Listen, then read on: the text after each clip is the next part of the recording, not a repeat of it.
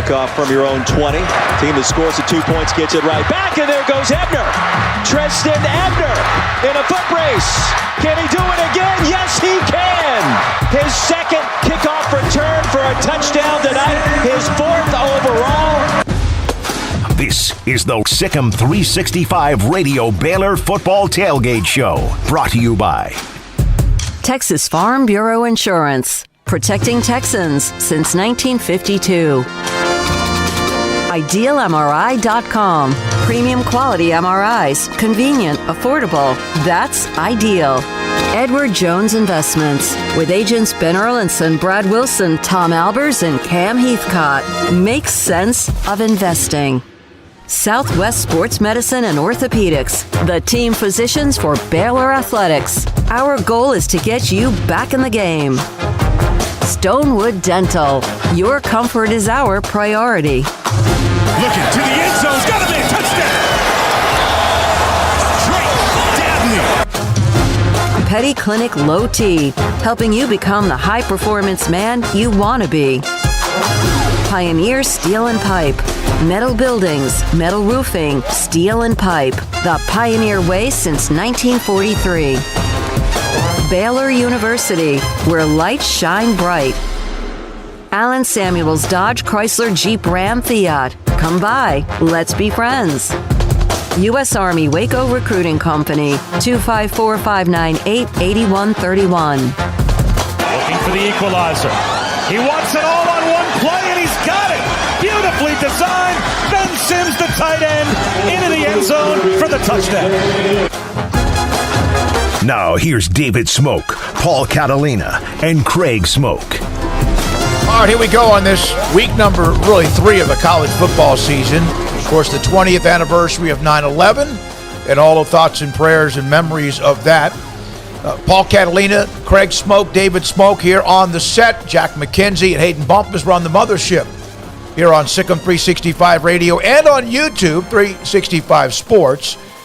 It's already been an upset Saturday, and there might be more to come. Right now, Texas A&M at Colorado trailing 7-3 late second quarter, and that might have gone to halftime. Also, Oregon goes into Columbus and beat Ohio State 35-28 and made them like it because they ran the ball down their throat. Tonight, Baylor and Texas Southern, many more games to get to.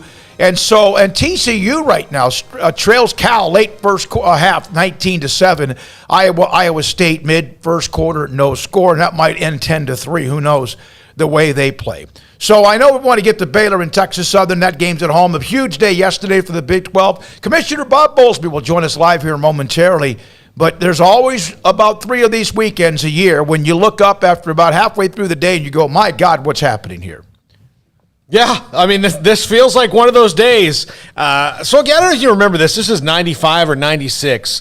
A&M and R.C. Slocum was, they were highly touted, and they went to the old Boulder State there, the home of Coors Light, and got their teeth kicked in by Colorado. History repeats itself. Oregon goes up to Ohio State and muscles them up and then maybe sends those shockwaves through, and it feels like one of those days around college football right now. Well, and it could be, Craig Smoke. I thought Oregon, coming off with the way they played last week, I'm thinking, okay, Ohio State's got all the weapons, but they controlled, even though Ohio State had 600 yards of offense, it was a team that ran the ball right down their throat, in between the tackles as well.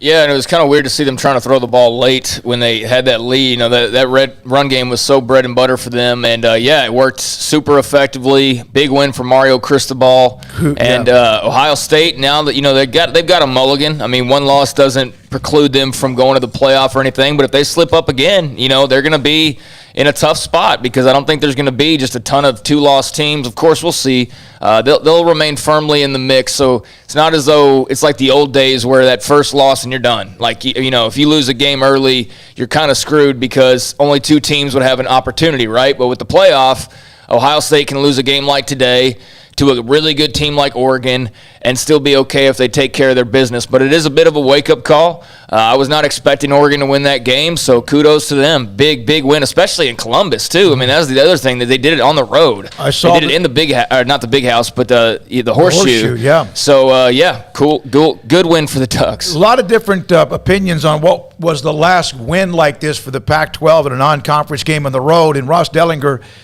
said USC beat the number 8 Buckeyes back in 2009 in Columbus, and so 35-28. There's one Big 12 game that is final. Oklahoma State, it kind of had to grind it out against Tulsa, 28-23, and they get that done just enough to beat Philip Montgomery and the Golden Hurricane. I think that Oklahoma State will probably be okay in the long run. They'll still be a tough out, but their offensive line is bad. Their offensive line is bad. Spencer Sanders, I'm not going to play the he's got potential game anymore. I'm done. I know it's his first game of the year, but he looked the exact same as he's always looked. He's on year 4 now, year 3, year 4, and he's doing the same stuff that he's been doing his entire career, which is bad turnovers. So kid a young man has a lot of talent and all that, but I feel like for about 2 years now we've been talking about, well, just wait, he looked the exact same today. It was his first game, so I'll give him the benefit of the doubt a little bit, but look pretty similar to me. And if that's the case, a bad O-line and a turnover-prone Spencer Sanders, their defense is pretty good, but that's going to be an issue, big time. By the way, former Midway star Trevius Hodges Tomlinson had an interception late in the first half against Cal, trailing 19-7. Then Zach Evans, probably the highest rated recruit ever for TCU, just went 51 yards to cut that lead right before the half with 11 seconds to left, 19-13 with an extra point to come. Later on tonight in the Big 12, Oklahoma plays Western Carolina, of course, in that game tonight. Texas at Arkansas. West Virginia just kicked off against Long Island. I mentioned Iowa State, Iowa. And also tonight, Kansas State home against Southern Illinois. The Salukis and Texas Tech host Stephen F. Austin. And we'll hear from Bob Bowlesby here momentarily. Yeah, and last night, Kansas lost, so they're now 1-1, but they had some fight in them. So Lance Leipold and company, putting some work in, and it's going to be a long process, but I already like them, this version, a lot better than I liked the Les Miles version of the Jayhawks. Yeah, I think Kansas fans do as well. So that's a little bit of what's happened so far. The YouTube channel, 365 Sports.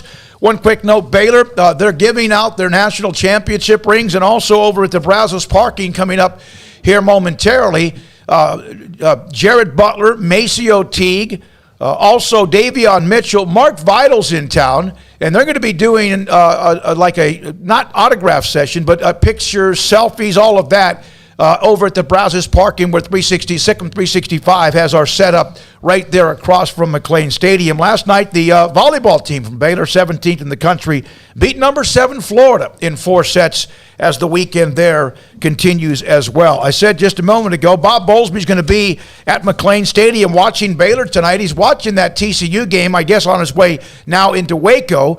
And he'll join us momentarily. He'll have a media session at McLean Stadium around 5:15, but the Big 12, thanks to Bob Berta, set us up being able to get, in fact, Bob Bowlesby here momentarily. We'll also hear yesterday from Mac Rhodes, Baylor's Director of Athletics, and being at 9/11, the 20th anniversary, we'll also replay the interview with Navy SEAL Team 5 Navy graduate Clint Bruce as well. Let's see here. I got a lot of notes overnight, Twitter. Some of them were on our text line. Some of them were on the YouTube post show with a lot of things going on. Still a lot of discussion about expansion. There's still a lot of, okay, what's next? And but yesterday was a huge day. Now that you've had a chance to marinate it a little bit, anything else that came out of yesterday with the 4 teams being able to add them, announce them, invite them, accept whatever, and then move on? It seemed like it, to me, changed everything the way I kind of felt about the early part of the college football season. Yeah, now that it's done, I think there's a bit of relief that we don't have to speculate anymore, and we can move forward and think about what it's going to look like, what the actual X's and O's and are of the move, and when that happens, and what the bonuses and benefits are to it when everything changes and everybody's in the conferences that they want to be in. So I'm just glad that it's happened. Yeah, I'm happy for those 4 schools. I think they'll be great additions here in a few years. Glad the Big 12 was able to make something happen so quickly. They needed to. I think if they had sat on their hands, that was just going to be a slow death, and you would eventually have just seen the conference fracture over the next few years to various places. But it was very clear, for as confident as KU fans were about some Big Ten invitation, or West Virginia fans in the ACC, or Oklahoma State and Tech to the Pac-12, all those rumors that were going around, those were not accurate, because those conferences have not invited those schools to join them. So it's like Mac said yesterday, after a week or two, they realized, hey, we probably all should work together, rather than we all just go our separate ways and fend for ourselves. I don't think necessarily realignment's done by any stretch. The Big 12 is still active. They are probably going to add more teams in the next uncertain timeline of a future, but they're not done looking. So I think that keeps the interest level at a high. And, who's to say what happens over the next few years? I mean, I don't think just because they have all these teams locked in right now, until I hear about a new grant of rights being signed, that still leaves open the possibility of, in 3-4 years, maybe Kansas does go to the Big Ten or what have you. But, it's settled down a little bit, but it's not all settled by any means. No, not at all. There will still be a little bit of a shift on occasion, and some of it might be actually something that happens. But it is interesting today, because you have your conferences. The Pac-12, of course, now in that alliance with the Big Ten, the ACC, and they've kind of been sometimes forgotten about. And here's Oregon going into Columbus and beating Ohio State, the third-ranked team in the country, number 5 A&M right now, on their heels in Boulder, down 7-3 to Colorado, and Haynes King is out of that game with a leg injury. And so you could have, again, there's a long way to go, but you could have at least 2 of the top 5 teams, which to me, I want college football chaos. I want absolute college football chaos to happen, and that might happen based on what's happening in Boulder right now. And Colorado, actually, they're in Denver. They're playing. That's right. They're playing that game in Denver. You're right. But Colorado is they're kind of, it's hard to get a finger on them, but on occasion, man, they seem to play hard, big, strong, and that's kind of what they do. But the Aggies still have plenty of time to come back and do something about that. All right, Baylor, Texas Southern, home game at McLean Stadium. Well, Paul, what was did you send the prediction? I said 41-7, I believe it was, or 41-16. I think I said 38-13. Okay, Craig? I said something like 45-13, something along those lines. I don't remember the exact score, but it was, a blowout of that proportion. And I said there's no reason this shouldn't be a blowout. I mean, there's absolutely zero reason for why Baylor should be struggling in this game, or should have a hard time with this game, or should have anything but their backups in the game in the second half for a majority of it. That's my opinion. I think that's the majority of everyone's opinion, actually. I mean, you can try to put lipstick on a pig, and all due respect to Texas Southern, but they are not on Baylor's level. And I see there's smaller teams that are coming out and, giving some people a hard time. I mean, right now, Notre Dame's up 1 on Toledo with less than 12 minutes left to go in that game. I think they might have the football, but Toledo is levels above Texas Southern. You know what I mean? So it's last week, Texas State, you can kind of say, okay, but they should have won that game by about 20, 28 points and just had too many self-inflicted wounds. But today, I think you could have some of those, and you should still win by 30. Anything less than an absolute blowout and a comfortable win in front of your first home crowd in a long time, to me, would be a disappointment. I agree. Notre Dame at 17-16. They lead Toledo 23 now. 20, they just scored, yeah. They did with a little, just 5 minutes or so into that fourth quarter. Iowa State kicks a field goal early to lead Iowa in that battle between 2 top 10s by a score of 3-0. Let's take a break right here. We'll come back waiting on Commissioner Bob Bowlesby. We'll hear from Clint Bruce on 9/11, the 20th anniversary, SEAL Team 5, and Mac Rhodes from yesterday kind of summarizing the day as well, plus your text at 254-339-1122 in the studio. Right around the corner on MLK from McLean Stadium, this is Sikkim 365 Radio. Baylor Scott and White, Southwest Sports Medicine and Orthopedics, the team physicians for Baylor Athletics, diagnosing and treating all sports-related injuries, including concussions. These specialists also provide orthopedic services for athletes and non-athletes alike, whether it's knee or shoulder pain, hand or wrist injuries, orthopedic spine care, and even an arthritis and total joint clinic. Trust the doctors Baylor Athletics trusts. Baylor Scott and White, Southwest Sports Medicine and Orthopedics, wants to get you back in the game. The secret to living your best life is pizza, obviously. Golden crust made from scratch, 3 fresh signature cheeses, and the toppings, crispy old world pepperoni, savory Italian sausage, bacon. That's called a dream team. Find everything you need to live your best life and more at Marco's Pizza. Owner Bob Mock has been delivering pizzas since 2001 and is the proud owner of 4 locations in Waco, Belmead, China Spring, Woodway, and soon to be open in Robinson. Marco's. Pizza lovers get it.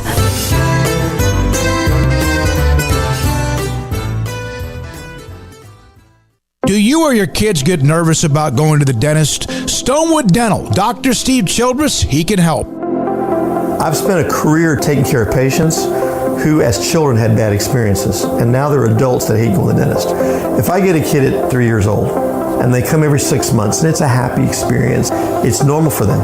Now they have an accident at 6 or 7 or 8 at school. Now they have a broken tooth or a trauma, and they have to come here. They're used to lights, they're used to water in their mouth, they're used to experience, they already trust us. It's amazing what we can do with that kid without it being a negative thing. But if I see a 6 or 7 or 8 year old that's never been to the dentist, and now they have a trauma or an unfortunate unexpected toothache, it's harder to do that for that kid and it not be somewhat of a negative experience. So bottom line is I try to teach kids and adults and teenagers and everybody the way I'd want my family treated, which is where it's a necessary part of life. You just take care of it. It doesn't have to be that big a deal. Learn more, stonewood-dental.com. Since its inception, Pickup Outfitters has remained politically neutral. We love trucks of every persuasion, not just red and blue ones. But people keep asking us where we stand, and for this one time, we're going to break our neutrality. We oppose any government intervention or legislation to end truck nudity. We believe in the American right to drive nude vehicles. We think it's disgusting, we fight it every place we can, and we want to end it, but we want to end it the right way, peaceably. Therefore, we call on Congress and President Biden to respect the rights of truck owners. Our founding fathers didn't own a truck, but if they did, I bet they would have put a bed cover and running boards on their truck. The right to keep and bear your truck the way you want is fundamental to the fabric of this nation, and we believe in that right. So we urge you to come and take it at Pickup Outfitters, 220 Lake Erie Drive in Waco, on the web at createacommotion.com. Shorty's Pizza Shack at 12th and Bagby is a homegrown, family-owned and operated must-visit pizza place in Waco. Fantastic pizza by the slice or get the whole pie to share. Great happy hour specials every single day, and it's not just pizza. Great wings. You have to try the Sikkim sauce, chili cheese fries, pizza pillows, and more. Dine in for a great hangout or carry-out. Order online at shortyspizzashack.com or do yourself a favor and bring your crew to the restaurant at 12th and Bagby. Shorty's Pizza Shack. Tell them Paul sent you by.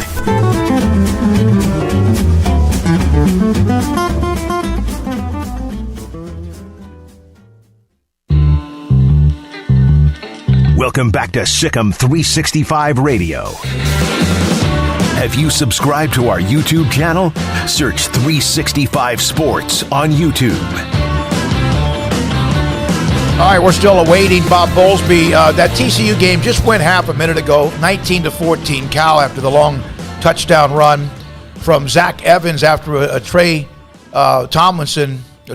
Hodges Tomlinson interception, his second in 2 games, the former Midway star. 254-339-1122. The text line is open, and much more to come throughout the day. We'll take you up until 5:30. Baylor, Texas Southern, McLean Stadium kickoff at just after 6. All right, so is the BetUS caller line at 254-339-1122. Stephen from Virginia, thanks for your call. Thanks for holding. Hold on. To give a prediction for the Baylor game today, and I'd like to say that I look at this as like a 42-6 kind of game. They are Texas Southern is certainly not even close to Texas State, but I would like to say that if if it's only a 20-point win or if the backups aren't in that long, I probably won't be that disappointed for this reason. I think some of us have kind of forgotten that this was a solid 3-9 program at best for about 16 years. Last year's team would have gone 5-7 if there was a regular non-conference. And I got to be honest with you, I see a lot of people really upset that maybe the passing game didn't look good or anything. But 12-year-old Steve is throwing a party for 5-7. So sometimes expectations got to be a little bit more realistic. I've not seen anybody in the Big 12 who I thought we would beat play well enough for me to now question that. And I've seen a number of teams like Oklahoma State look bad enough that I feel like we should win that game no matter where it's played. And the last thing, y'all need to tell Bob Bowlesby I owe him an apology. That man saved this conference, and I really appreciate him right now. So later, guys. Thank you, Stephen. Thank you, buddy. Nice to hear from you. It's Stephen with the apology, and appreciate the call. I mean, I agree to an extent on the, we used to be really bad, so now it's okay to barely. I don't really agree with that. I understand it to have perspective and to just enjoy a win. And so today, the most important thing is absolutely a win. And there are a lot of teams that are around the country struggling, but if I see this team come out and struggle against both Texas State and Texas Southern in back-to-back weeks, well, good luck winning 5 games, because where are the wins coming from? Because you're not beating anybody in the Big 12 other than Kansas probably playing that way if you're struggling to get by Texas State and Texas Southern. So that's why I'm saying today that, and a win is the most important thing, and by all means, you're entitled to your own perspective on it. I'll be happy if they just win today, but in terms of, looking forward and whatnot, that would obviously be Paul, you got a mute button over there? I thought I was checking it, so it did when the phone rings. It's weird. It's like hearing myself in an echo. So, I understand what you're saying, Stephen, but I think they should win big. Anyways. They've done too much since that stretch, Stephen, that you're talking about.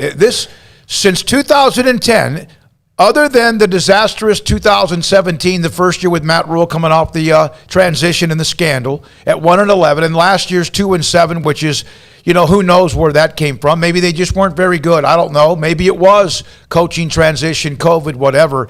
This is a standard now. I'm not saying it's a standard of a top 10 team, but they've been a top 10 team in this last 10 or 12 years.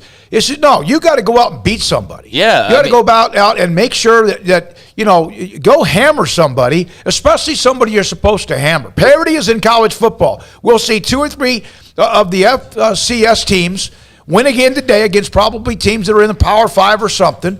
But no, go out and hammer. Texas Southern is terrible. And go make them look terrible, take care of business, and move on. Yeah, and, to that point as well, the teams that are just happy to be there and hey, let's just get a win, well, that would be Texas Southern and Texas State and teams like that. And I would like to think that Baylor is above that now, given that they have shown that they can have Big 12 championship winning success in the not-so-distant past. That was Briles, but Rhule got them back there. And they played Oklahoma in a hell of a game that if any one thing goes differently, they win that game. And they win another Big 12 title under Matt Rhule and would have had 3. So this is not some old Baylor in the 90s program that when I was coming up in grade school was the butt of every joke when it came to talking about football. It's Baylor, never mind. They were never talked about, and when they were, it was just a known ha-ha, right?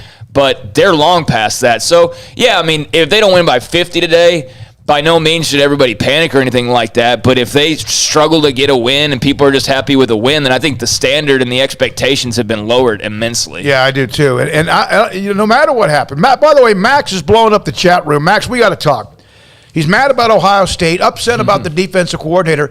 And you keep saying we got to take your calls and read your chats. We're running, and we're going to read the chats and the text. The number for you to call, we just took a call from Stephen in Virginia, is 254-339-1122. So I'm trying to reply to you and even say the thing that shocked me about Ohio State today was not that they lost, although that surprised me, was the fact that Oregon State shoved it right down their throat for 200. Oregon shoved it down their throat rushing the football. Oregon had a moment, and I think this is where Ohio State got back in the game. They got a little too confident. because they're running the ball down their throats, averaging 8 yards a carry. They get across midfield, and they threw 3 passes in a row. And look, I'm old school. If I'm getting 8 yards a carry, the forward pass is not my buddy. Even though it was working for them a little bit, I'm going to keep on pounding at them and break their spirit. And part of that is just Ohio State playing at home. You know, they were never really going to be emotionally out of that game until the very, very end.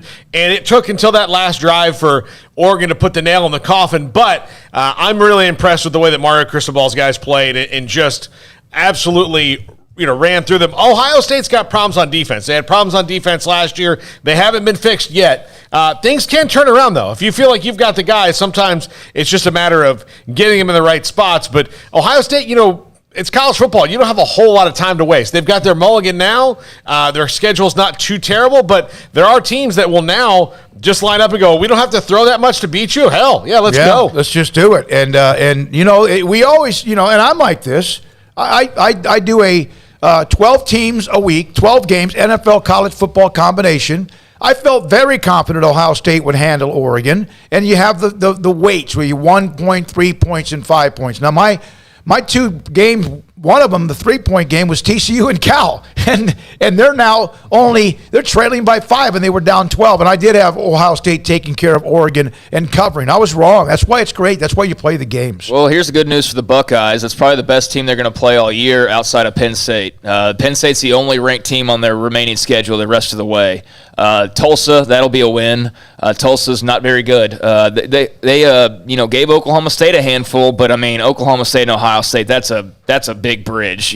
That's a big gap. Rutgers, Akron, Maryland, Indiana. I know maybe Indiana could play a little bit, but Nebraska, Purdue. There'll be somebody in the Big Ten that gives them hell. Yeah, somebody on this list, but point being that they've got Penn State as like the only game that really seems like a threat the rest of the way. So despite losing today, they're perfectly fine. They just need to clean some things up. And they're a logo. Also, that Iowa State game, Iowa has 30 yards of total offense. They're now early into the second quarter. Iowa State has 83. Wow. That's kind of what you expect. That like a 17-13 game. And hell, they got a little work to do to get to 17-13. By the way, Notre Dame and Toledo, that's now 24-22, and that game is not over. Wouldn't that be something? Of course, Notre Dame shot all their marbles. Yeah. I could have said something else to have to take on the mighty Seminoles. But there's a lot of craziness going on in college football today. Notre Dame might be a team that doesn't have killer instinct, even though they're better than pretty much everybody they'll play. Sometimes you just don't have, you'll win. They'll probably win most of their games, but they'll probably win them all like this because they just don't have the. Okay, look, but Florida State last week, they were up by 18. Like, when do you stomp on the bug? No, that's a good – I didn't think about that. They had them down dead to rights. It wasn't just the fact that the miracle happened with Milton coming in. They kind of let that thing off the hook as well. Here's from R. Webb. Cristobal builds big-time offensive lines and is a damn good coach. Mm-hmm. Minnesota ran through The Ohio State University last week. Maybe we shouldn't have been surprised. From Thomas Manning, Oregon had several all-stars sitting on the sidelines. Give Mario credit for his coaching and recruiting savvy. And then from Ryan Pryor on what Stephen mentioned, what we talked about with Baylor tonight against Texas Southern, who they should rout. This Baylor team still has a handful of players from that 2020 Sugar Bowl. The standard is different now. Yeah. So, Ryan, look, that's a great point. This is not a team that's a work in progress. They've got R.J. Sneed. They've got Treston Ebner. They've got Gary Bohannon. They've got a bunch of seniors, super seniors, redshirt juniors that were in that Big 12 title game, that went to that Sugar Bowl, played Oklahoma and Georgia back-to-back. Those guys know what that experience is like, and so that's even more reason why they should know when to, stomp on the bug and move along to the next game and whatnot, and that today, this is the easiest game on their schedule. So based on last week and how they should have won by about 24 points, but didn't because they fumbled in the red zone on an early drive, Abram Smith. And then you had, obviously the no replay touchdown that Josh Fleeks had. That right there, that's 14 points. So they really stepped on their own foot a lot last week. I would expect a much cleaner effort today. And that's why, in addition to who the opponent is, it's the opening home game. and they know they should have won by about 30 last week. I mean, why shouldn't I expect a blowout today? And that's why I'm saying if it's not, then that's a concern. Look, if this is not the easiest game they play all year, something tragically has happened to the rest of the teams on one of the rest of the teams. Say what you want about their Kansas. schedule, but like again, this is the easiest game of their schedule. I only put them at 38 just because I think they're not going to again show a lot. I think that they're going to power down at some point in the second half. But this is a game that if I have them at 38 or you have them at 44 or 51 or whatever it is, they should be at 35 of it by halftime. And absolutely. And if they only score 35, then the other side should be about 3. Yeah. You know, I mean, that's what I'm saying. So, you know, we will see. But, yeah, it's a wild weekend in college football. I noticed a new Big 12 member, Cincinnati, has been struggling today. They do have a They do have a touchdown lead now, but Murray State. Yeah, they've been struggling. It was 7-7 earlier for a while, but it's not been a day where you've just seen all the favorites just coast to victories, which is why we love college football. And another reason, you know, last week was such an intense week with so many great matchups. But here's what I love about Alabama. One, they win all the time. They're beating Mercer. They should with 40 seconds left in the second quarter, 28-0. You know what happened with Alabama? They punted on their first couple of drives, went nowhere. And then guess what? They blocked the punt, ran it in for a touchdown, and then that just kind of opened up the day. That's what you do. When you're a great team and you also make plays on special teams, that doesn't mean you're unbeatable, but that pretty much puts you in a position where you're going to be hard to beat, even if you have an off day on offense or defense. That's what I love about great teams, is that even though they have the great offense or the unbelievable defense, or both, they also understand the value of special teams. Alabama, first 2 series, nothing. Like 10 yards of total offense. What do? They block a punt, run it in for a touchdown, and here we go. It's 28-0. And they should hammer Mercer. It'll probably end up being like 47-3 before it's all said and done, and they just kick the field goal. It's 31-0. I love that. 254-339-1122 is the number to call. Text line's open as well, and the chat room is going nuts on Ohio State and Oregon. All right, here's my rule. We're never going to give out your phone number. We're never going to use it for anything. Okay. But if you call into the call-in line anonymous, I'm not taking it. Okay. All right. This is Keith Poza. They dominated Texas State, and TSU is way worse. They did dominate Texas State, but won 29-20 and 2 points with no time on the clock on the safety. Let's see. Matthew Workman, Haynes King, the redshirt freshman from A&M, is in a boot. From Keith, A&M looks completely inept in the passing game. They do. Well, you know, if he's in a boot, that's definitely not good news. That's the first I heard of that, just because we've been going back and forth, getting here and whatnot. But, street clothes, sideline, medical boot, and crutches. Oof. That could be anything. And the play was really weird. I mean, you know, bones in the feet can be kind of tricky, or the ankle, you know, obviously can't see inside or whatever. But it didn't look, at least on the replay, I was able to see, like, it's hard to tell what happened. So I'll be curious to know after the game from Jimbo on what the status is of Haynes King, but certainly to be in a boot and have crutches, that is not going to, like last night, Midway had an offensive lineman get hurt, and I don't know what his status is, but he was able to get on some crutches and just walk on his own weight. He just had a little bit of a slight limp. So in my mind, I'm thinking, well, he's probably going to be okay in a week or 2 weeks or whatever, twisted his knee or something like that. Had he come back in a boot, I would have been like, oh, no. Yeah. Like, that's the sign of, like, oh, no. Yeah, and we don't guess on injuries, but Right. that being on crutches could still be an It just worries ACL you, or an Achilles or something like that. But a boot, that's like not just you would think a high ankle sprain. And they do, like, a lot of times they do put the boot on as like an extreme precaution. Yeah. But, I mean, if you have to have one, it's not good news. It's also to stabilize whatever might be a bad sprain, too. I mean, again, a boot could also mean he could be gone for a long, long time. Iowa picked off Brock Purdy, and they are now at the Iowa State 20, moving the ball with 10:22 to go in the second quarter. 3-0 Cyclones at home in Ames. Game day was there earlier today. Lead the Hawkeyes there. Stephen Vaughn, thanks for taking my call. I hope I didn't sound too sick. I saved my energy all day for that 30, 45-second phone call. Stephen, no, you sound fine, man. You sound totally fine, and I understood where you're coming from. I just slightly disagree on what to have as expectations, but to each their own.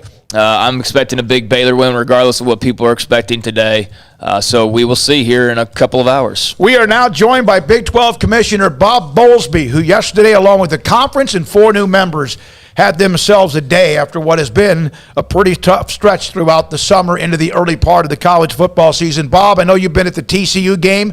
Looks like they made a nice little maybe run to get back in that thing at halftime. What did yesterday mean, in your opinion, truly mean for the conference? Well, I think that the 8 continuing members committed to one another and gave me the go-ahead to go out and look at new members. I couldn't have been more supported by the board and the athletic directors in going to pursue that. And, these were all schools that had contacted us, and so I was just following up with them. But I think BYU is probably one of the best independent brands in our country, and especially in college football. And the other 3 are in big cities, great recruiting areas. They have competed well at the national level, and so the 8 hanging together is a great step. And adding 4 high-quality football programs is yet another great step. And so I think our future is very bright. What have the last 8 weeks been like for you? We talked to you at Big 12 Media Days, and everybody thought one thing then. A week later, it all changed. And I can't imagine a professional fire lit under somebody like the one that you had to have lit under you right after all of this went down. Well, I would be less than honest if I said I was happy. I was certainly not. I was surprised, and I think there were other ways to have handled it. But it is what it is. We were dealt a bad hand, and we went forward to try and make the best of it. And we may not be done yet. I think we need to be strategically prepared to capitalize on situations of opportunity. And who knows if 12 will be the right number for us going forward. We may find in the years ahead that a bigger configuration makes more sense, or there may be an opportunity that for an individual institution or a couple institutions that we never thought we would have any crack at. So, we need to be prepared. We need to be vigilant. But the 8 continuing members, with the addition of the 4 strong athletics programs and strong universities, I think it puts us at a pretty good spot. Commissioner, we hear, throughout the media and when we're talking to fans and stuff, like all the talk about expansion, and there's so many different areas that people point to, whether it be, stadium size or enrollment or academics. What did it boil down to for you when you were looking at who to call back and further pursue for the Big 12? What did those schools have as qualities that were most important and stood out to you? Well, the first thing we looked at was the quality of the football program. 80% of our media value is derived from college football, and as much as we're winning the national championship, and we'd like to do a lot of that, but in terms of driving media value, 80% of it is derived from our football product, and so we needed to look for programs that would strengthen our football product. And UCF was the only undefeated program in the country 3 years ago. Cincinnati finished in the top 10 in the country last year. U has been a perennial top 25 team. And in fact, last year, with the 4 new members and our 8 continuing members, we spent 68 weeks in the top 25 and 24 weeks in the top 10. So it's a good sports, but it's a good. This is a good university in a great recruiting. The second largest in. I think we got you may be in an elevator or underneath the part of the stadium. Bob Bowlesby, Big 12 Commissioner, will try to get that clear for you here in just a second here on Sikkim 365 Radio and 365 Sports. Bob Bowlesby rejoins us again. Bob, sorry we lost you. Craig asked you about the various intangibles of what mattered. You mentioned the quality of the football program. There was a couple other things I think you mentioned. Would you mind repeating those? Lost him again. Hold on. Let me go back. Let me see if I can. All right. We'll try to get. Well, listen, before we get, and he'll get him back on. we made moves, and we may not be done yet. And in fact, we will, again, look into that was pretty obvious what he said. Well, I think, saying, what about an institution that we don't know that might be available? I mean, that kind of raised my eyebrows a little bit.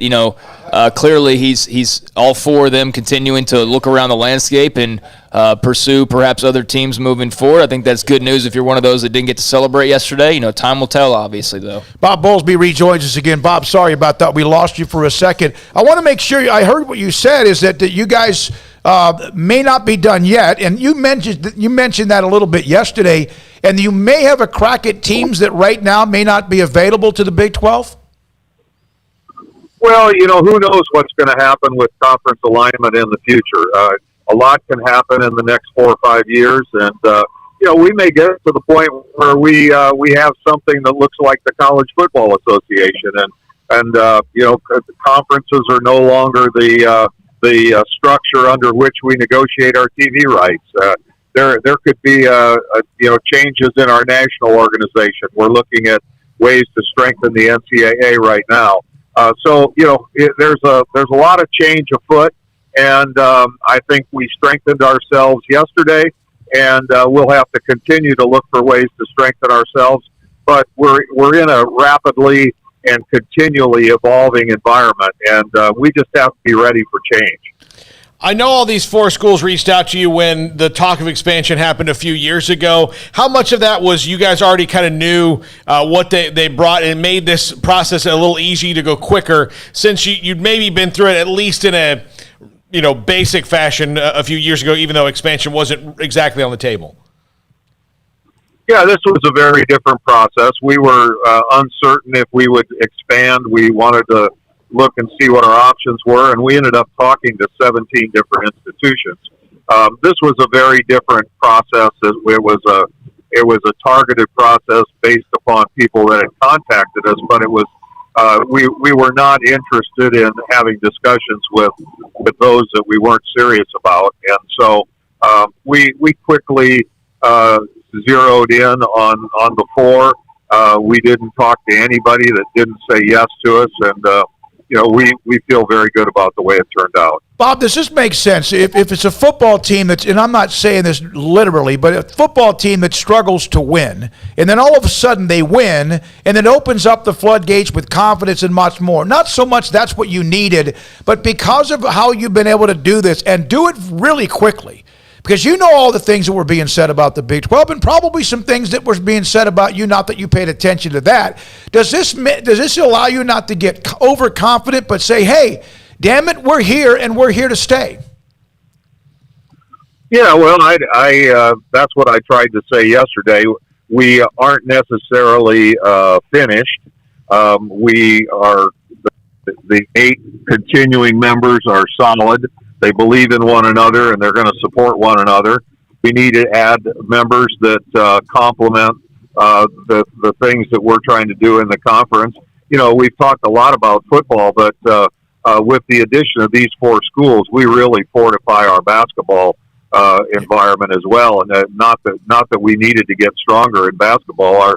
Our league is a war right now, but adding a second Final Four team and Cincinnati is one of the 15 winningest programs in the history of college basketball. Mm-hmm. So, we really feel like this is a broad-based addition. But there could be somebody that's unhappy with their conference. There could be situations that change in the future.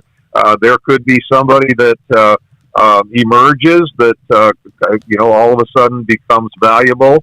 But as we think about other additions, there are going to have to be reasons to do that. Right. There are going to have to be reasons to get larger. There are going to have to be reasons why we need to add more value. There's going to have to be strategic motivation for doing it. We're not gonna just add members because we want to go from 12 to 14 to 16. There have to be good reasons competitively, financially, and strategically for us to do that. You've mentioned repeatedly the remaining 8 members really having each other's back and being on the same page. And I think it's something we ask you every time we have you on about the unity of this conference. Did it take a breakaway to really show what the unity in this conference was? Well, when I talked to you guys at Media Day, I would have told you that our board is as aligned as I'd ever seen it, and that our members were as committed to one another as I had ever experienced. And a week later, two of our flagship members announced they're leaving. And so, you know, it was not something that happened overnight. Our addition of members took place over about 3-week period. That conversation with OU and Texas and the SEC had been going on for more than a year. And so, you know, it's different circumstances, different outcomes, but, you know, we are where we are. And I think when the question you ask, is it a catalyzing event when you have two major flagship programs leave? Yes, it is. There's no doubt about it. And I think our members went through a process of considering what their options were and of making sure that they could cover their downside. But in the end, the alignment is good and it's strong, and I think it's stronger now. And you know, some of that alliance is out of necessity. That's probably bears saying. But on the other hand, these are good schools, good locations with good traditions, and we're happy that we have what we need. Bob, I know you got to go. They're autograph seekers for Bob Bowlesby, I think. Bob, with the 4 teams that are in, even though they won't be here until earliest is July 2023, do they have any input on what now goes on later when it comes to the possibility of adding any new teams, or do they have to be officially members of the conference? Yeah, no, they'll begin to have input. It's probably a little early to start expecting that they would be attending our meetings and what have you, but they're going to be welcome to. And that would be at the board level and the athletic director level. They, you know, they won't count towards a quorum until they actually begin competing, but and they won't have a vote. But we'll start working with them to get to the point where we're getting their input, and then as we think about adding additional members, if we do, they would certainly have input into that and a vote on that. Bob, one more thing financially is the contract, the grant of rights runs through 24-25. We all know that. When you look at the possibility of what value you lose with Texas and Oklahoma as far as the percentage of what they bring to the table of the overall television ESPN contract, is that the current figure, or is that where the figure is in 24-25? That when it gets to $450 million, then they subtract the percentage. I hope that makes sense what I'm asking you as far as what the conference might be able to get.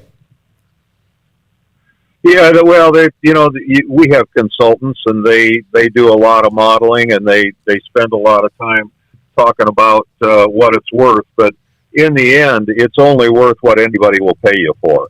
And so it depends on the marketplace at the time.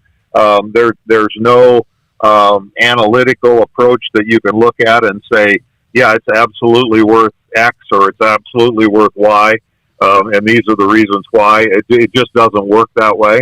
And so we're not gonna know real value until we get a little closer to it. But the more strength we add, the more competitiveness we add, the more broad-based strength we add, the better media markets that we add, all of that stuff contributes favorably to pricing our media value. What? And it's too early to know how that will play itself out. The best thing we can do between now and then is win some games. Yep. Hey, thanks, Bob. Craig, you got another question for the commissioner? Paul? Nope. Anything else? Bob, we know it's a busy day. Headed down to Waco. We'll see you at McLean Stadium.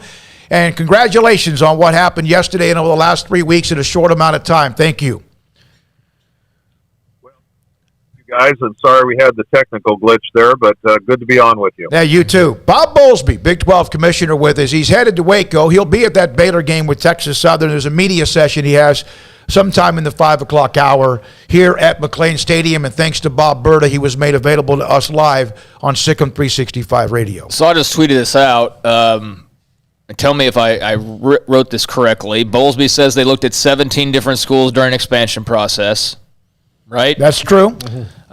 Says no one knows what the future holds, and there could be teams from other conferences that become available in the future. Basically, that's kind of what he said. I think that was the most interesting thing he said of everything. I think that was obviously more speculative, but at least that shows that they're like now in the position of, look, if somebody else has happened to what we have happened to us, then we're gonna be there. We're not gonna wait around for the Big 12 to fall apart to add teams. We're going to see if this happens anywhere else, and we're going to be proactive. Well, and like I was talking about yesterday, there's a lot of this thought that the SEC could be moving a certain direction, and I think all of that sort of slowed down. But, if there were to come a situation where Greg Sankey just wants to go balls to the wall and break off and be like a mini NFL, like what was the speculation early on, and start having less of a focus on the collegiate model or, certain aspects of the college model, there are going to be schools, no matter how much money they're making in the SEC, that are not, as institutions, going to be happy with that.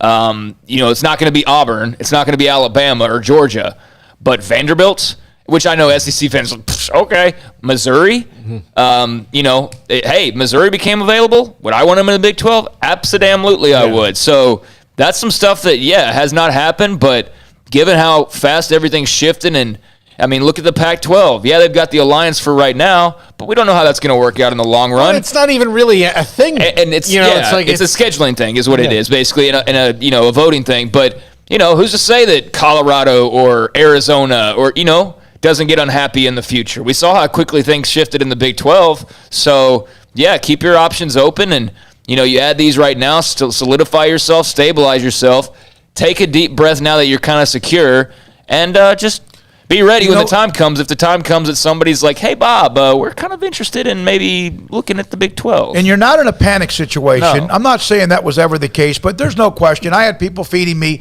from various schools that, they were on life support. They were waiting. Is there a pulse? And then, of course, that changed about 2 weeks ago, and we started to give you some even more insight on what was happening. But now you're in a position, that doesn't mean you relax. I love what he said right off the top. We're not done yet, or we may not be done yet, or other schools from other conferences who may not be happy. Not so much that quote, but that was pretty much what he referenced. And Craig, you may have said whether it's Colorado, somebody else mentioned one of the teams in the SEC at the bottom level, or maybe even a team like Nebraska, which somebody else brought up in the chat room. That's not what he said, those specific teams, but those are just some teams that you may look at. You still would be hard, no matter how unhappy you are, to go from making $50, $60 million a year to making maybe 30. Yes. That is something that the presidents, the chancellors, and the Board of Regents might say, wait just a minute, hold on here. Yeah, if the money's too staggeringly different, and right now the Big 12 or Big 10 and the SEC do have that in their back pocket, then it's kind of hard to say, well, we're mad, we're going to leave $20 million a year on the table. But who knows? Who knows what the new TV deals are going to look like? If the Big 12 isn't, it's going to be far off from the SEC and Big 10. I'm not crazy. But, if it's good enough and it's a better fit and you're kind of tired of some of the BS or you don't like the direction of where you are currently is going, then, you might have to say, well, you know what? We got to sacrifice a little bit of money. We'll still make plenty, but this is what's best for our institution. So I thought that was very interesting that – I'm not trying to read too much into it, but I think there was a lot in that interview there. Yeah, there was, and a lot of you caught it as well on the chat room and on the text line. When we come back, A&M and Colorado now past the midway part of the third quarter, still 7-3. Aggies have the ball just on their side of midfield. Too late, Toledo and Notre Dame. 36 seconds left, and Notre Dame in less than a minute went down and drove, scored, took the lead, 32-29. It always kind of seems to happen. Toledo has the ball, but they're only at their own 16-yard line with third down coming up, so they're going to need some kind of a Hail Mary. We'll update you on a couple of others, including the newest members of the eventual Big 12. Sikkim 365 Radio continues in a moment. With more than 160,000 alumni worldwide and counting, the Baylor family is growing. And through the university's expanded Baylor alumni program, the family is growing closer. With hundreds of local volunteers planning events in cities and towns around the country, you can gather with fellow Bears no matter where you are. So, get connected, get something started, get involved. and make plans to get together with Baylor alumni. Visit us at baylor.edu/alumni. At Ideal MRI, we feel blessed to be part of the Waco community. We're a small family business here in Central Texas. At times like this, the cost of healthcare has never been more important. And unfortunately, significant illnesses and injuries still occur. And that's why Ideal MRI is open and here to serve you through this difficult time. So if you need an MRI, ask your doctor about Ideal MRI. You can schedule online in minutes at idealmri.com or call 833-IDEAL-MRI.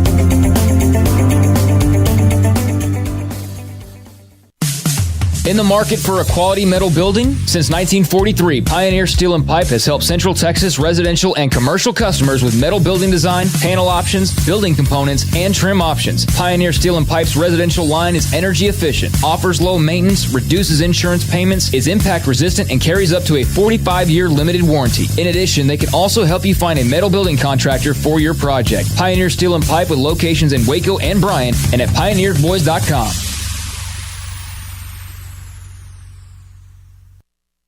It's Baylor football season, and as always, Berg Colgin Ford supports the green and gold. Hi, I'm Mark Stewart with Berg Colgin Ford. It's time for team celebrations and BU touchdowns. Berg Colgin Ford is your home team when it comes to trucks and tailgates. Ford has the perfect truck for you to host a top-ranked tailgate party. Here's to a winning season for our hometown Bears. Visit us anytime at bkford.com. Buying made simple at BK Ford. Sic 'em Bears. Stepping into a new pair of boots is great, but stepping into the boots of a U.S. Army officer can also add confidence and leadership skills to your son or daughter's career path. There are more than 150 occupational specialties to help them find the best fit for their future. See all the things your son or daughter can achieve in our boots at GoArmy.com. U.S. Army Waco Recruiting Company, 254-598-8131 or 254-776-1543. After my first car accident, I feared the biggest damage would be to my wallet. I expected a mountain of bills and a long, drawn-out process. But my Texas Farm Bureau insurance agent was there when I needed her and helped me get back on my feet and in my car in no time. Instead of a hassle, I got reassurance and a quick recovery. Stop by and see our agents at one of our 3 McLennan County locations. Coverage and discounts are subject to qualifications and policy terms and may vary by situation. From the first workout to the last practice, sports is an incredible and rewarding challenge. Hi, everyone. This is Dan Ingham with the First National Bank of Central Texas, and we're proud to support each athlete, every parent, and our educators. From families, small businesses, to the biggest industry, we're here to help. With remarkable products like mortgage lending, we've got banking ideas that fuel big dreams. The First National Bank of Central Texas. Familiar faces making local decisions. Member FDIC, Equal Housing Lender.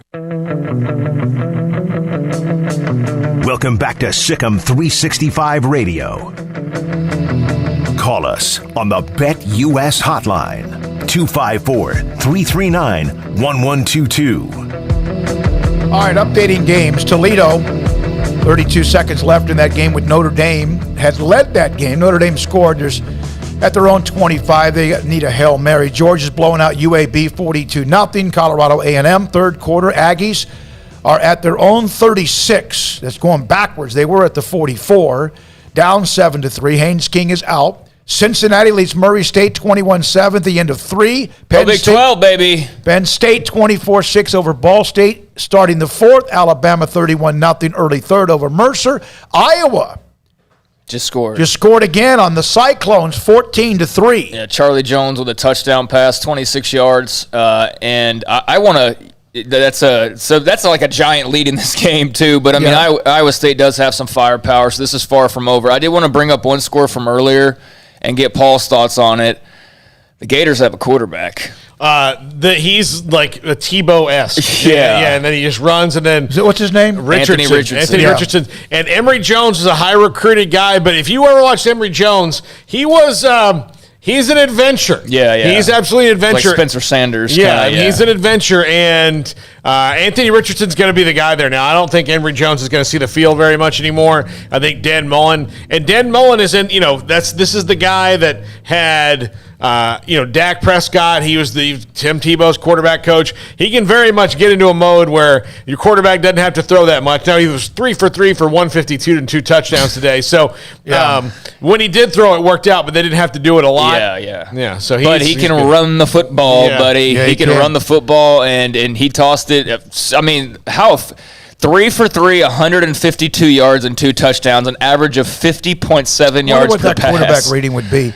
Clemson 28-0 over South Carolina early. Second, again, Iowa just took. I'm sorry, South Carolina State. Yeah, that would be a little bit much. Oregon beat Ohio State 35-28. The number 3 ranked team goes down. Oregon will be top 10 next week. Florida 42-20 over South Florida. Virginia Tech beat Middle Tennessee State 35-14. Auburn 62. Alabama nothing. Alabama State nothing. And then Oklahoma Texas play tonight. 2 different games. Western Carolina, Texas plays in Fayetteville against Arkansas in what used to be one of those long-term rivalries in the Southwest Conference. Charlie Brewer and Utah at Brigham Young tonight, soon-to-be Big 12 team in Brigham Young. That won't kick off until 9:15 Central Time. Yeah. Kansas lost last night 49-22. By the way, on South Carolina, they beat East Carolina 20-17 today behind Zeb Noland and his 1 touchdown pass. But walk-on player, what was that right? He was the transfer from Iowa State. For Iowa State and then North Dakota State. He's been to 2 other places. He was the grad assistant coach that still had a year of eligibility. They need a quarterback. Zeb comes in, big dude, real big guy, and they win. 20 points in the Will Muschamp era was called an offensive explosion. So that's no, you're right. I mean, it was. But from Keith, by the way, Iowa touchdown, Iowa State wetting the bed yet again. They have not had success. They just got a big run there. They have not had success against Iowa as of late. That's no doubt. But, they lost to Louisiana out of the gates last year, lost to Iowa again, and then they ended up in the Big 12 championship game. So, they'll be fine, I'm sure, no matter. And it's only the first half. I mean, the first half is coming to a close, and they're now at midfield with about 23 seconds left. So they might get some points out of this, which would be huge right before the half, even if it's just a field goal to pull it into a 1-score game. But, I mean, in terms of wetting the bed, I mean, to have game day there, to have this, losing streak, and to have a higher ranking, even though it's by 1 spot, to have home field in this game as well, breaking out the special black uniforms. We'll see what the end result is before I say wetting the bed, but this would kind of be one of those games where you go, that's the game that you now have to win to take that next step. You know what I mean? You got to beat Iowa to really kind of turn that corner. Yep. So we'll see what happens. And they're about to score a touchdown. Yeah, Iowa State just scored, so that's right inside the 5, 14-10. That game's opening up a little bit. Yeah. Both teams kind of relaxing. I did get a text from Robert Duncan. Any comment on the article? TCU and also the University of Houston were contacted and almost on the edge of the Pac-12, and that might happen at any time.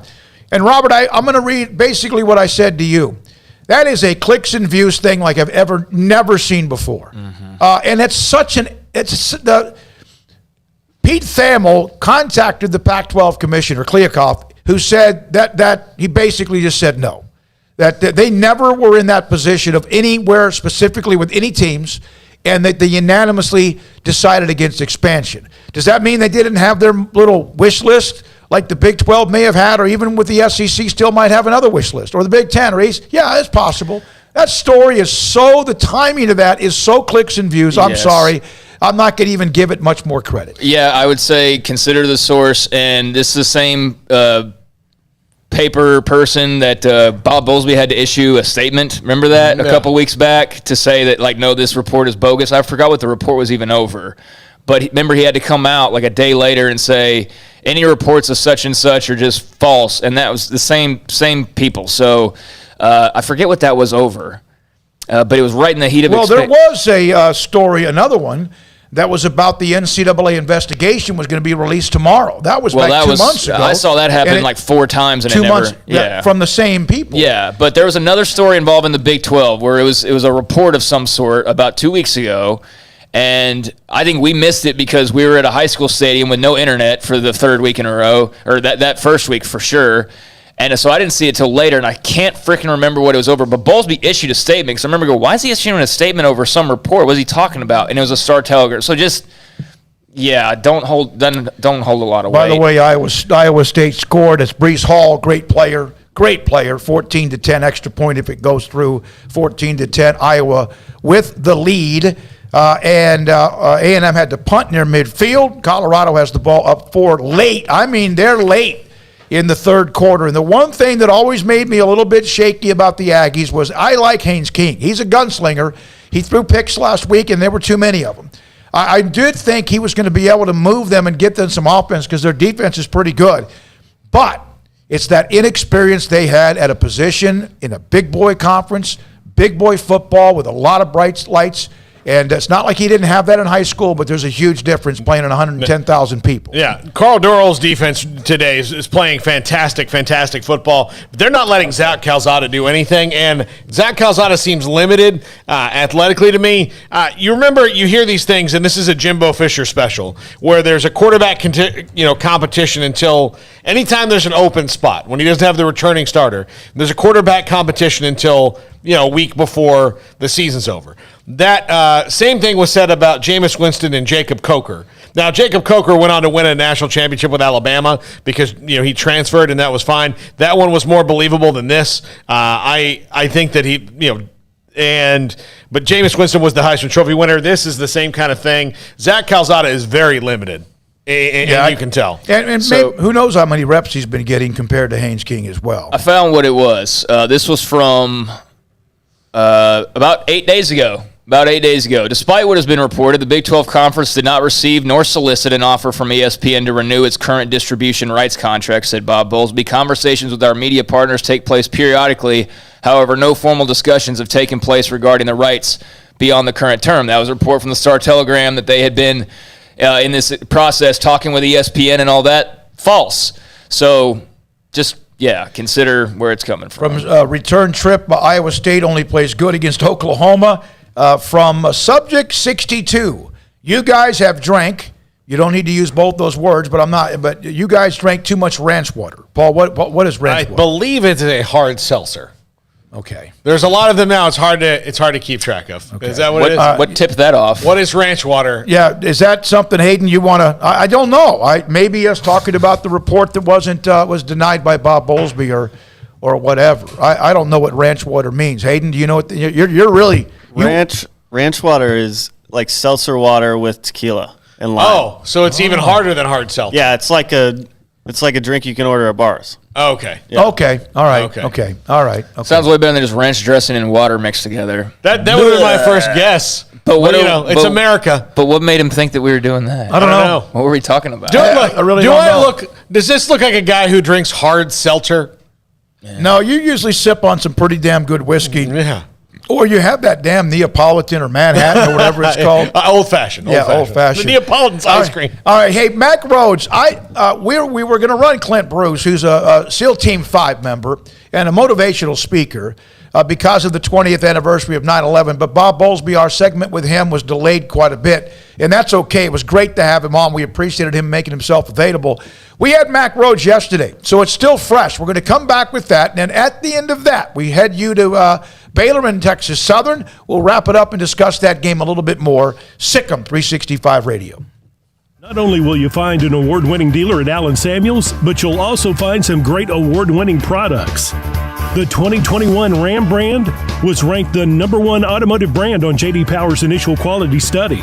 The 2021 Dodge brand ranked #2 behind Ram, and the 2021 Jeep Gladiator named highest quality midsize truck. Allen Samuels, 201 West Loop 340 in Waco, where we deliver quality. Come by, let's be friends. Born in Waco, Brotherwell Brewing exists to serve the Central Texas community with locally crafted beer of the highest quality. They want to bring Central Texas closer to the brewing experience so everyone can enjoy well-made beer as much as they do. For 2.5 years, they've been bringing high-quality beer to Central Texas at their location on Bridge Street in East Waco. Brotherwell Brewing believes in community and bringing people together to enjoy products made in their community. So for your game day, whether it's a tailgate or at home, stop by Brotherwell Brewing for high-quality craft beer made right here in Central Texas, 400 East Bridge Street, and check them out online at brotherwell.com. Don's Humidor, your home with a 48-foot walk-in humidor with the elite cigar brands from around the world, including the #1 cigar of the year, Aging Room Cuatro Nicaragua. Plus, they have the great brands like Macanudo and Artur Fuente, Rocky Patel, Aston, and so much more. CBD, great for sore muscles, aches and pains, sleep, Vita Dreams, and anxiety, mild depression, general health and wellness. Their staff very knowledgeable on the subject. If anyone is curious about CBD, ask Carol and Ashley. Don's Humidor in the Townwood Shopping Center off Valley Mills in Waco. There are 26 letters in the alphabet, over 600,000 words in the dictionary, and just 3 of them said together can change everything. Let's order pizza. Those 3 words lead to dough made from scratch and 3 fresh signature cheeses that blanket golden crust in a heavenly melt on Marco's Pizza that'll blow your mind. So visit marcos.com to order and stop by Marco's Pizza in Belmead, China Spring, Woodway, and soon to open in Robinson. Marco's. Pizza lovers get it.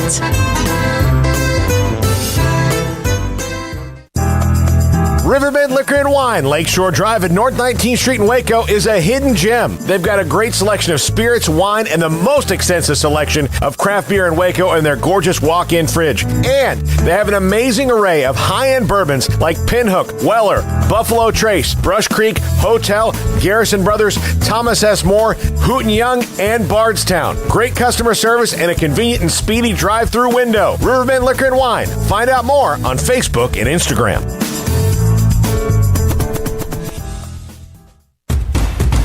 Hey, this is Bryce Petty, former starting quarterback and 2-time Big 12 champion, and I know firsthand the importance of being in top shape both on and off the field. So listen up, men. If you're feeling beat down day in and day out and looking for that high-performance edge that separates the men from the boys, then look no further than the Petty Clinic Low T in Waco. Petty Clinic is a comprehensive men's healthcare clinic with an atmosphere catering to men. Board-certified Dr. Kent Petty has a special interest in offering the highest quality medical care to men of all ages. Some of the services offered include screening and treatment for low testosterone or thyroid, infertility, high blood pressure, diabetes, high cholesterol, sleep apnea, while offering comprehensive wellness exams and complete men's health lab panels. High performance men, remember, it's not just a Petty thing. This is Bryce Petty, encouraging you to reach out and Google search Petty Clinic Low T or go to pettycliniclowt.com and get your complimentary lab screening today.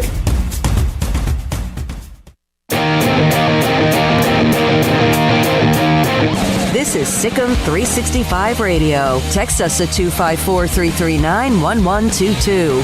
The Sikkim 365 Radio text line is sponsored by Riverbend Liquor and Wine, with the most extensive variety of craft beer in Waco.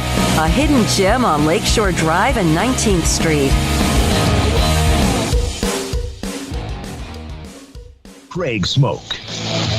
All right, good afternoon on this Friday afternoon as we get to September the 10th. There's much to get to. We will talk Cowboys and Buccaneers last night, and yes, 9/11, 20 years later with Navy SEAL Clint Bruce. We will hear from UCF, Houston, Brigham Young, and Cincinnati, those who cover them, plus talk Baylor football as well. But today, the Big 12 expansion became official.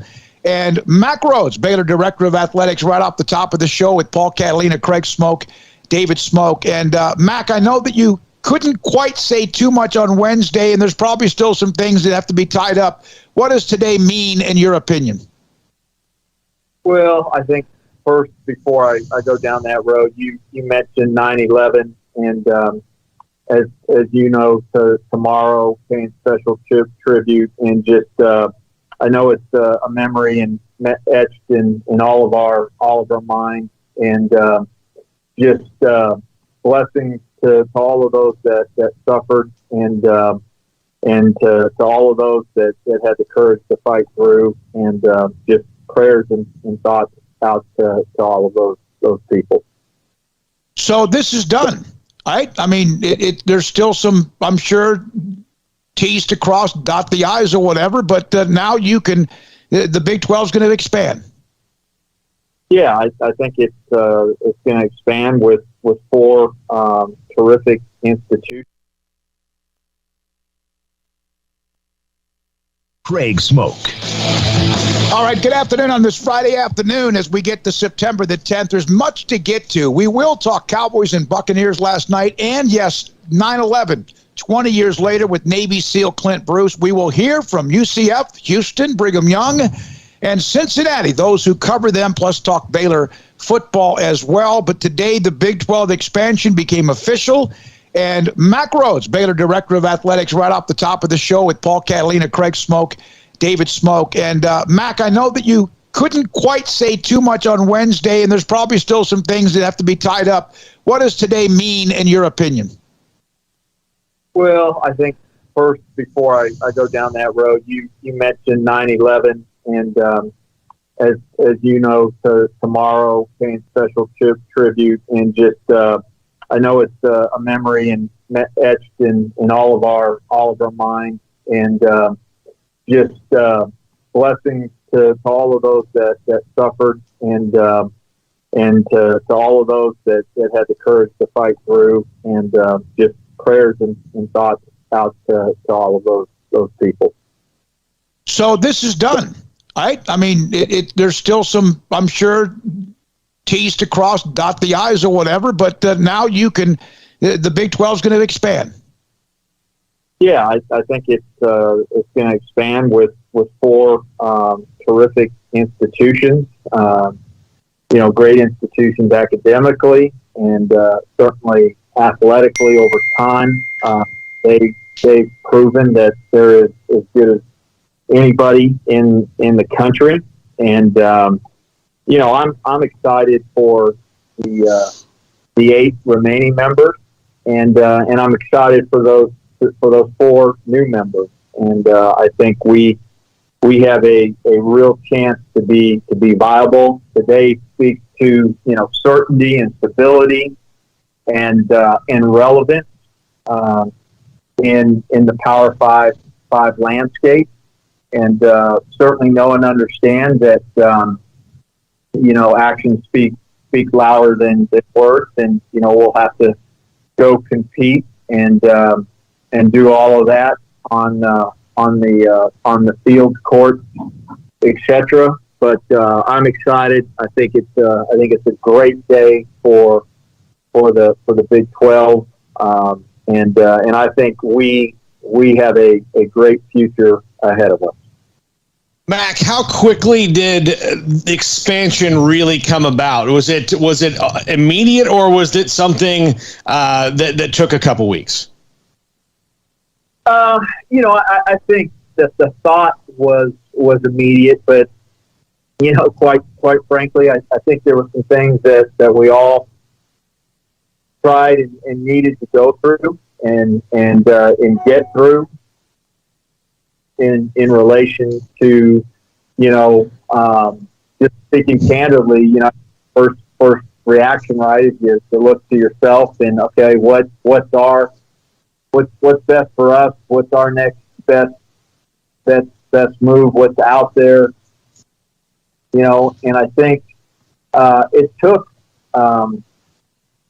probably a week, 2 weeks for the 8 of us to realize that our best chance is together, and we can be viable. We can continue to be Power 5. We can continue to have a seat at the CFP table.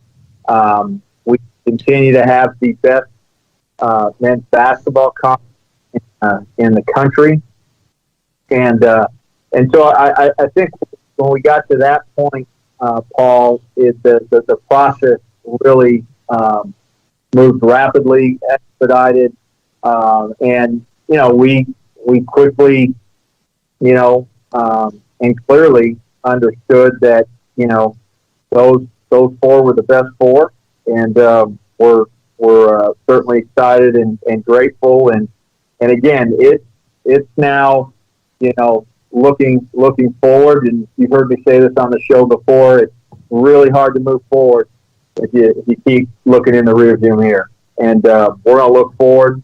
I told our coaches today that the work has just begun.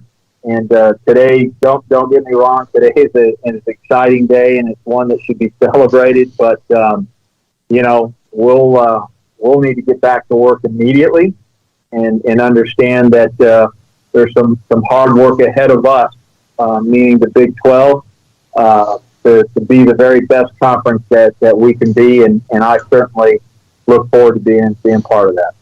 So, Mac, when it comes to the actual discussions, I know you probably can't tell us every detail, but, when people like ourselves or fans are talking about the attraction of certain schools, we talk about everything from location to enrollment to market to, this and that. And when it boils down to it, and you guys are determining which schools are the best fits for the Big 12, what things are you looking at to help you make that decision? What are the pulls, so to speak, when looking at who's a good expansion candidate?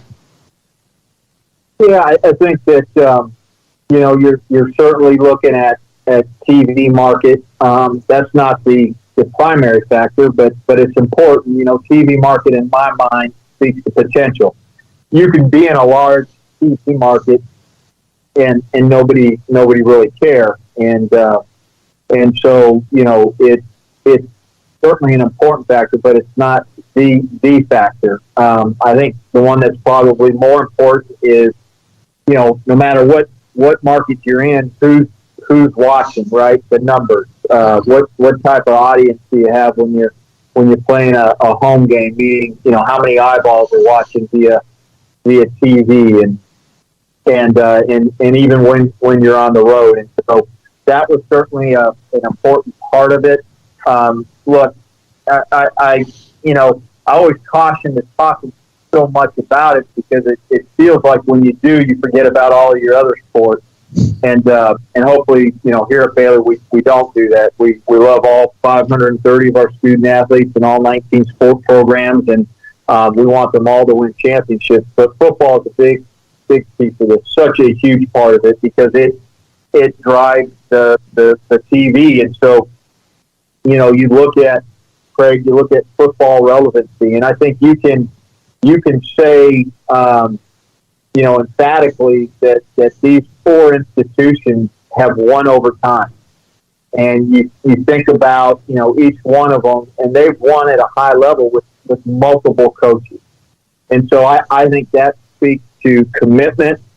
I think it speaks to infrastructure, resources, and I think it speaks to access to, meaning, ability to recruit and be close to really, really good talent. And then, certainly the men's basketball piece of this was important when you think about, the Big 12 conference being the best in men's basketball.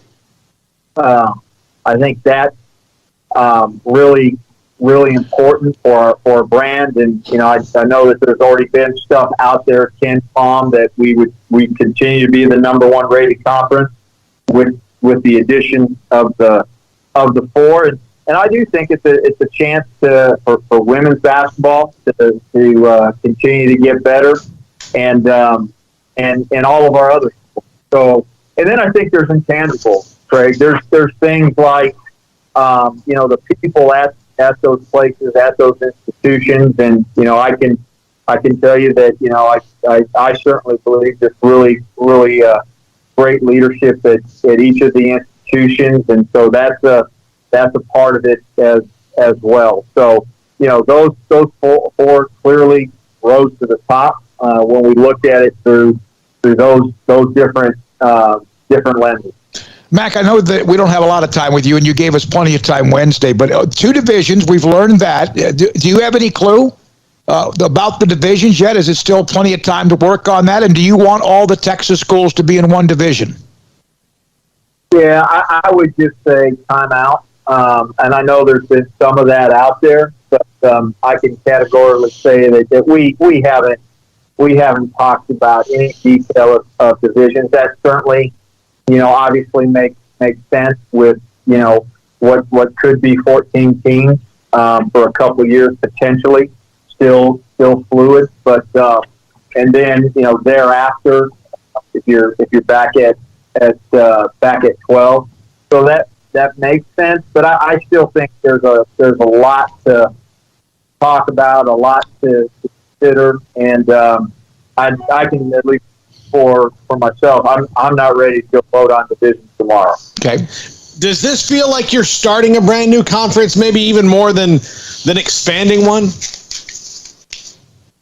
Yeah, that's an interesting question. Yeah, I think it's a little bit of both. I think there's this brotherhood amongst the 8, and I think when you go through adversity together, and we've done that over the last 4 weeks, that there's an opportunity to bring you closer together. And I really believe this has brought the 8 institutions closer together, the 8 presidents, chancellors, the 8 athletic directors. And so there's always going to be that piece.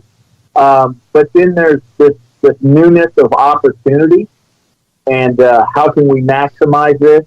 How can we maximize it from now until they enter the league?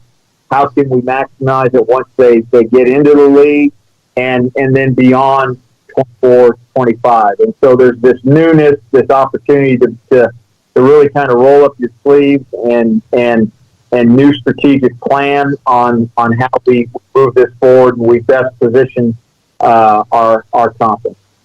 Mac, there's been a lot of talk about, the Power 5 part of this. What constitutes that or determines that? There's a lot of people that I read and I'm like, it's maybe the Big 12 won't be Power 5. How does all of that work to where go? No, go ahead. No. I was just, how does all of that work? And are you guys assured that you'll stay that way? Yeah.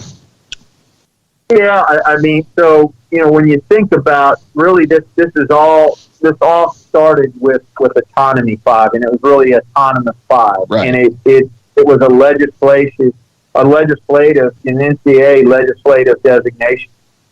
And that designation, until there's some other model, different model, and, there's certainly been a lot of conversation about that. As long as there's an Autonomy 5 designation, which then people translated into Power 5, right? We're going to be part of that, and we feel strong. We feel good about that. We think in terms of revenue, not just TV, but other revenues, CFP,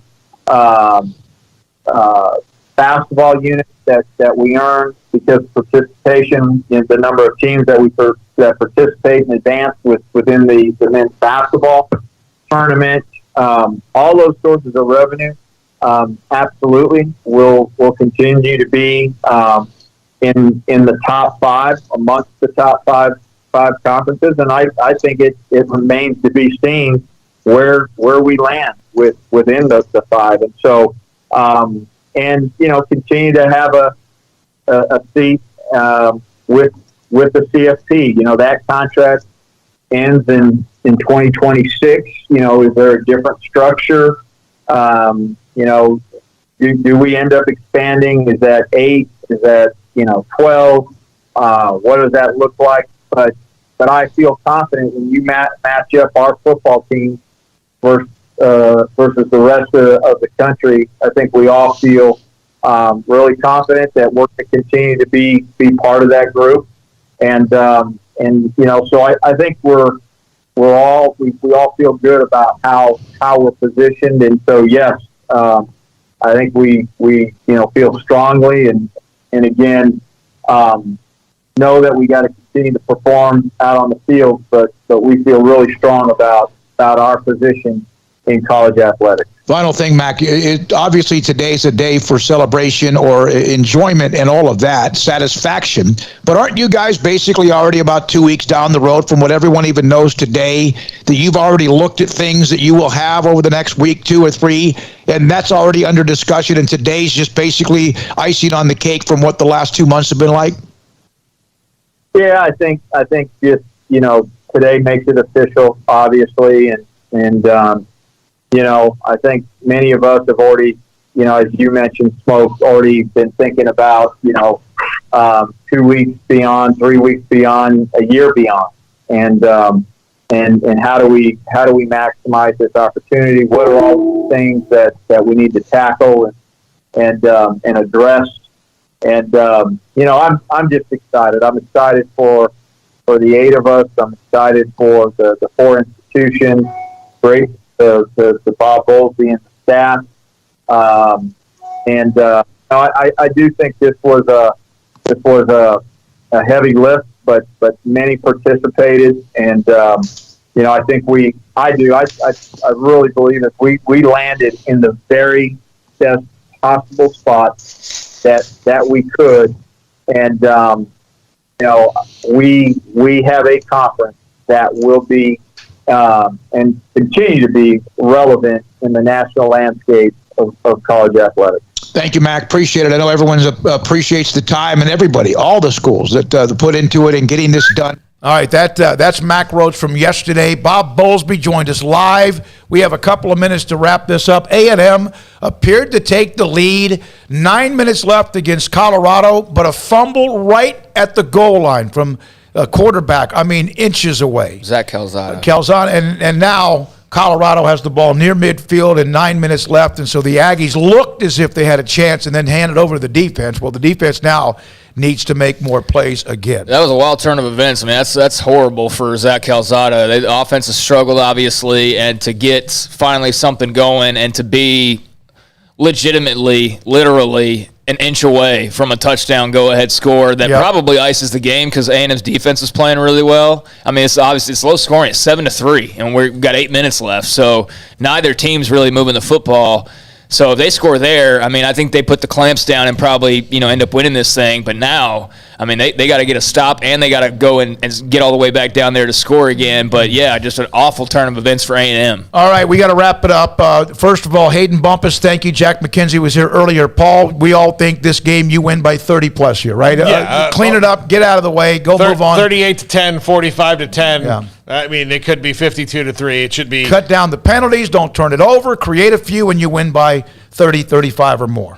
Yeah, 20 or more for me. If they win, 20-0 would still kind of, I guess, be a disappointment if they did that. So, yeah, I mean, need to see some more output on the offensive side of things. Need to connect on the deep throws. But I didn't think the offense looked nearly as bad as some people have tried to make it out. I mean, they moved the ball last week. They just didn't finish drives. So you should be able to move the ball this week. They got a couple of DNs that are good, but that shouldn't be a barrier from you being able to score points and move the football. So 3 touchdowns or more. Remember, up until they're done now. They had that meet and greet with Jared Butler, Davion Mitchell, Maceo Teague, Mark Vidal was there, Paul Catalina, Craig Smoke. We'll be back on at halftime, as Brian Etheridge going to do a little cut in here at halftime with Blake Blackmar, and then Paul Catalina, J.D. Piquel with the postgame as soon as that game goes official. For Hayden Bumpus, great job, Hayden. I'm David Smoke. Thank you for watching us. Sikkim 365 Radio and 365 Sports.